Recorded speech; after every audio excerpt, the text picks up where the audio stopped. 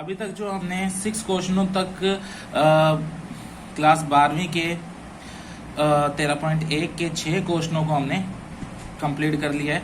आज हम 7वें क्वेश्चन की तरफ जाएंगे।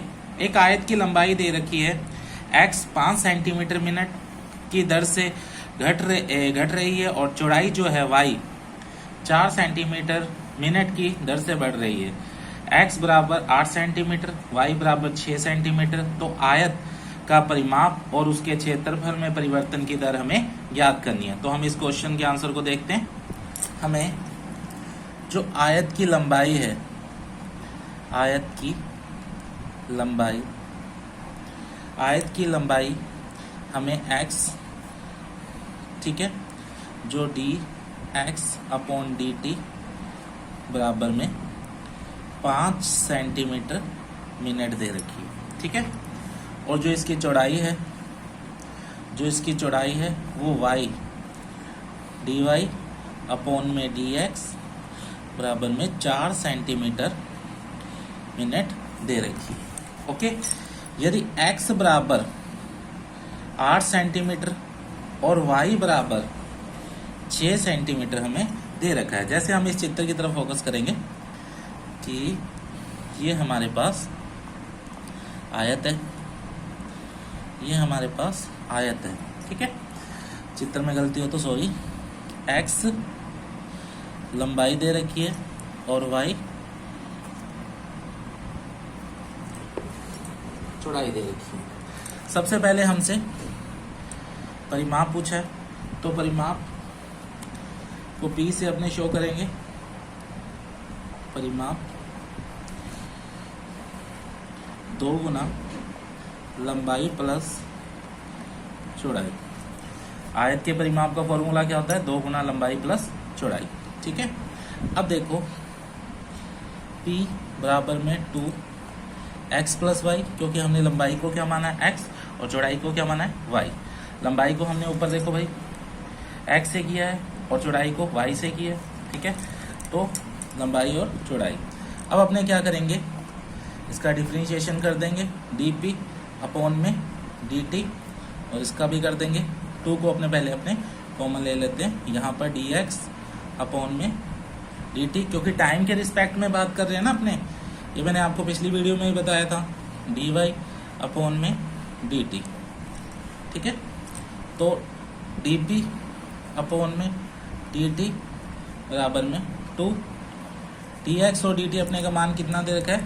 देखो, अगर कोई मान घटता जा रहा है तो माइनस के अंदर, और बढ़ता जा रहा है तो उसने बोला लंबाई घटती जा रही है और चौड़ाई बढ़ती जा रही है, तो जो चौड़ाई होगी वो धनात्मक में होगी और ये ऋणात्मक में, तो माइनस साथ में चलेगा। तो यहाँ पर क्या हो जाएगा?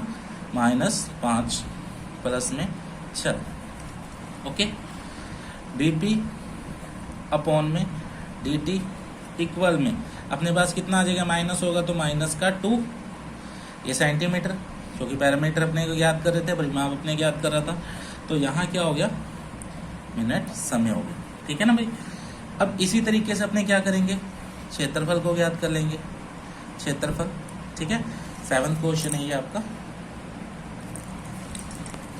क्षेत्रफल को अपने याद कर लेंगे। तो क्षेत्रफल मतलब एरिया, तो एरिया क्या है? लंबाई इंटू चौड़ाई, ठीक है। तो dA डिफरेंशिएशन कर लेंगे, dA dt बराबर में ये हो गया dx, क्योंकि x और x इंटू वाई हो गया, तो ये dt इंटू में यहाँ क्या हो गया? dy अपॉन में dt, ठीक है। यहाँ पर dA अपॉन में dt बराबर में यहाँ पर -5 इंटू में 4, तो अपने ये कितना हो गया? 20 हो गया। तो आगे नोटबुक ले लेते हैं और इसे करते हैं।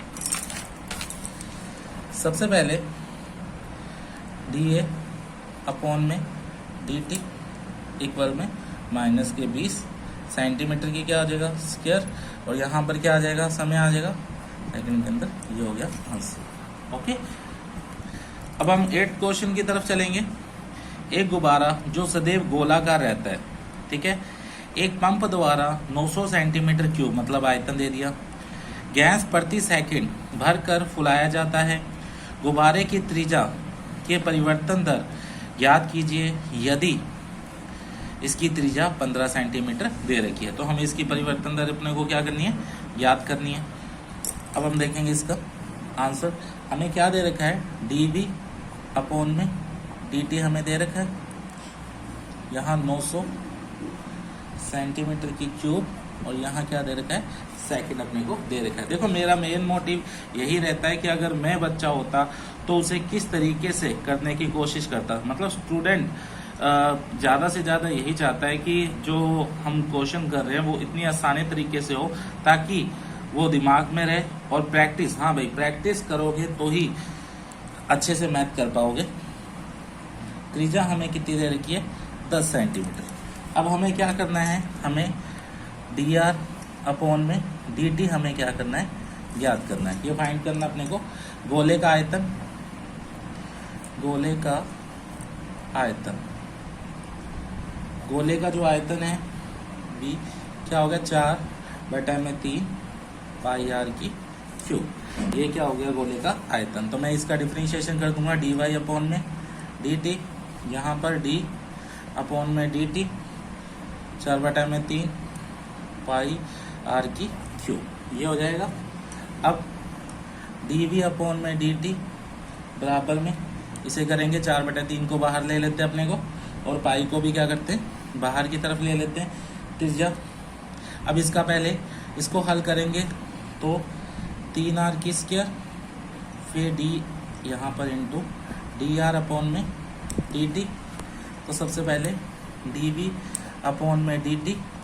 अब देखो भाई, अब अपने पास dv अपॉन में dt 4/3, जो पाई का मान है वो पाई रहेगा, और यहाँ पर क्या हो जाएगा, देखो इस 3 से अपने इस 3 को काट देते हैं, तो 4 पाई इंटू में r की स्क्वायर का r की स्क्वायर हो गया, ठीक है ना। r की स्क्वायर का मान हमें दे रखा है, ऊपर दे रखा है भाई, तो हम यहाँ पर क्या रख देते हैं, 10 की स्क्वायर, और यहाँ पर क्या हो जाएगा, dr अपॉन में dt। अब एक चीज़ देखिए, dv अपॉन में dt अपने को कितना दे रखा है, 900 दे रखा है, तो यहाँ पर क्या आ जाएगा 900, और यहाँ पर आपके पास क्या रह गया, 4 इंटू पाई इंटू 10 की स्क्वायर क्या होगी, 100 होगी या नहीं होगी, और यहाँ पर क्या हो गया, dr अपॉन में dt हो गया। ओके, अब इसको क्या करेंगे, dr अपॉन में dt, यहाँ 900, यहाँ 4 पाई इंटू में 100, इसको काटेंगे तो कितना आएगा, 9 अपॉन में 4 पाई, तो ये क्या बन जाएगा आपका सेंटीमीटर, और ये आपका क्या बन जाएगा, सेकंड आपका आंसर होगा। आशा करता हूँ कि आपको बहुत अच्छे से ये समझ में आया होगा, ठीक है। अब क्वेश्चन नंबर 9 पे चलेंगे अपने। एक गुब्बारा जो सदैव गोलाकार रहता है, जिसकी त्रिज्या क्या है, परिवर्तनशील है, त्रिज्या के सापेक्ष आयतन में परिवर्तन की दर ज्ञात कीजिए जब त्रिज्या आपके पास क्या है, 10 सेंटीमीटर दे रखी है। चलो हम इसको भी देखते हैं भाई, 9वें क्वेश्चन का आंसर देखते हैं। हमें dv अपॉन में dr ये क्या करना है, फाइंड। हमें क्या दे रखी है, त्रिज्या दे रखी है 10 सेंटीमीटर, ठीक है। सबसे पहले गोले का आयतन कितना है भाई, 4/3 पाई r की क्यूब, 4/3 पाई r की क्यूब। तो dy अपॉन में dr, ठीक है, यहाँ d अपॉन में dr 4/3 इंटू पाई r की क्यूब, ये हम क्लियर करेंगे। यहाँ देखिए dv अपॉन में dr बराबर में 4/3 बाहर आ जाएगा, पाई भी क्या होगा, बाहर आ जाएगा। r को क्लियर करेंगे तो कितना हो जाएगा, 3r की स्क्वायर, यहाँ dr अपॉन में dt, सॉरी dr रिस्पेक्ट में r की कर रहे हैं ना, तो dr अपॉन में dr, तो ये आपस में क्या हो गए, कट गए, क्योंकि त्रिज्या r होगी ना, तो ये आपस में क्या होगी, कट गई। तो dv अपॉन में dr, ठीक है। हमें त्रिज्या कितनी दे रखी है, एट r बराबर में 10 दे रखी है, तो यहाँ अपने क्या करेंगे, 4 पाई इंटू में 10 की स्क्वायर, तो कितना हो जाएगा, 400 पाई। आयतन ज्ञात किया है सेंटीमीटर की क्यूब, और यहाँ क्या आ जाएगा, सेंटीमीटर, क्योंकि त्रिज्या सेंटीमीटर में आ जाएगी ना, उम्मीद करता हूँ कि आपको बहुत अच्छे से ये समझ में आया होगा। अगर नहीं समझ में आया तो एक बार फिर बैक करके आप देख सकते हो। अब हम क्वेश्चन नंबर 10 पे चलेंगे। देखिए ध्यान से, काफी इंपॉर्टेंट भी है। एक 5 सेंटीमीटर लंबी सीढ़ी दीवार के सहारे झुकी हुई है। सीढ़ी के नीचे का सिरा जमीन के अनुदेश्य दीवार से दूर 2 सेंटीमीटर की दर से खींचा जाता है। दीवार पर इसकी ऊंचाई किस दर से घट रही है, जबकि सीढ़ी नीचे के सिरे दीवार से 4 मीटर की दूरी पर है। ये हमें याद करना है। हम चित्र की तरफ पहले फोकस करेंगे। देखिए ये हमारा चित्र है। एक दीवार के सहारे क्या है, एक सीढ़ी है, ठीक है। ये सीढ़ी क्या है, यहाँ से 5 मीटर लंबी बताई गई है, ठीक है। अब धीरे धीरे ये जो सिरा है वो निरंतर क्या है, बढ़ता जा रहा है। मतलब अगर वो निरंतर बढ़ेगा तो मतलब ये सिरा क्या हो जाएगा, नीचे की तरफ हो जाएगा, नहीं हो जाएगा। और ये आपकी क्या होगी, हाइट या एच। ओके, हमें फाइंड क्या करना है, हमें डी एच अपॉन में डी टी टाइम के रिस्पेक्ट में याद करना है, ठीक है।